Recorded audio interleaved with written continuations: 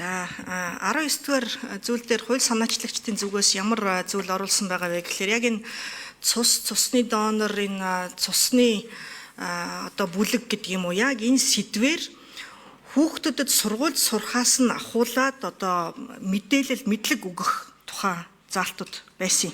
Тэгэхээр энэ ойлголт ач холбогдлыг ерөнхий боловсролын сургуулийн ахлах анги болон ихтэй сургуулийн сургалтын хөтөлбөрөөр дамжуулаад одоо бас тодорхой мэдээлэл өгдөг байя гэсэн ийм одоо зүйл залтыг оруулсан.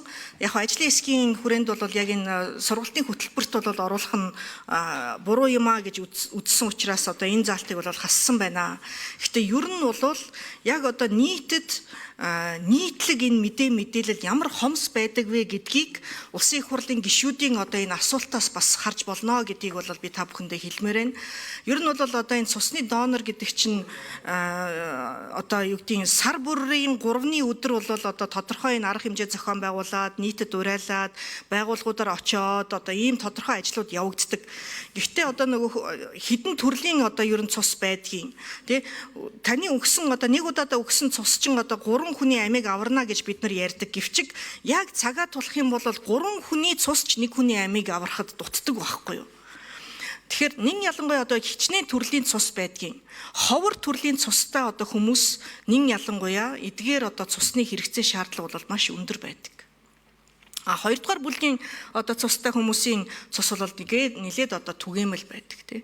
Гэх мэтчлэн одоо бусад улс орнууд бол бүр юм гар утасны аппликейшнаар дамжуулаад донорудаа хүртэл одоо түүндээ өөрсдөө ороод яг таны яг энд чин яг ийм тохиолдол гарсан байна. Яаралтай ийм бүлгийн цус хэрэгтэй байна гэсэн дохио хүртэл ирдэг байхгүй. Тэгээд одоо шуурхаа очиж бас цусаа одоо хамдлагж өгдөг ийм одоо аппликейшнууд хүртэл байдаг.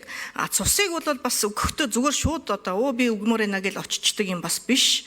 Наана одоо бас бэлтгэлтэй байх ёстой. Эрэгтэй хүн бол одоо сард 1 удаа өгнө, эмэгтэй хүн бол 2 сард 1 удаа одоо өгнө.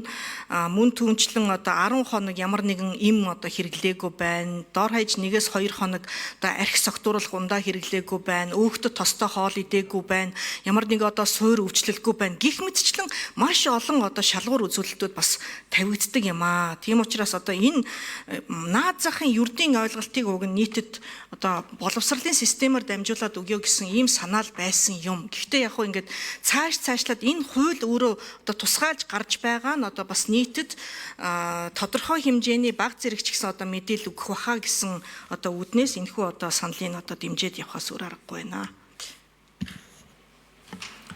За үг хэллээ. За хосоор их асуулт